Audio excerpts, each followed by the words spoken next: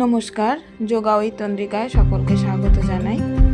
আজ আমি আপনাদের কিছু প্রাথমিক ব্যাক বেন্ডিং যেগুলো হয়, অর্থাৎ যারা প্রথম শুরু করছেন তারা যে ধরনের ব্যাক বেন্ডিং করবেন সেইগুলো দেখাচ্ছি। প্রথম দেখাচ্ছি আমি চক্রাসন।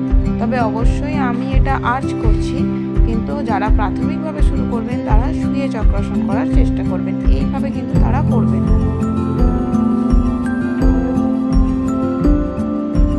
নেক্সট আমি দেখাচ্ছি উষ্ট্রাসন অর্থাৎ ক্যামেল পোজ। দেখুন আমি কিভাবে করছি, ভালো করে চেষ্টা করছি আমাদেরকে বুঝিয়ে করার। ছোটরা যখন চেষ্টা করবেন উষ্ট্রাসন, অবশ্যই হাঁটুগুলো জোড়া রেখে করার চেষ্টা করবেন।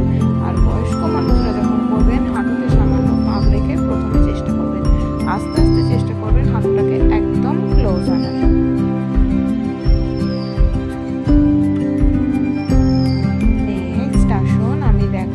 কোবরা পোজ অর্থাৎ ভুজঙ্গ আসন। মাটিতে শোবো, উপর হয়ে শুয়ে বুকের পাশে হাতটা রাখবো, পায়ের গোড়ালি জোড়া রাখবো, হাঁটু জোড়া রাখবো এবং নাভি পর্যন্ত আমরা তুলবো, তুলে সামনের দিকে তাকাবো। এটা হলো ভুজঙ্গ আসন বা কোবরা পোজ।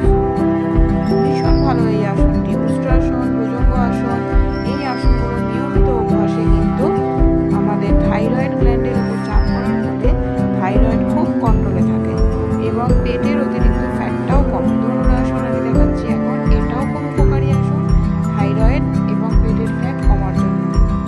এবং যাদের দীর্ঘদিন গ্যাস্ট্রিকের সমস্যা আছে তাদের জন্য ভুজঙ্গ আসন, ধনুরাসন, শলভাসন এগুলো ভীষণ এফেক্টিভ আসন। এবার আমি দেখাচ্ছি আপনাদেরকে শলভাসন।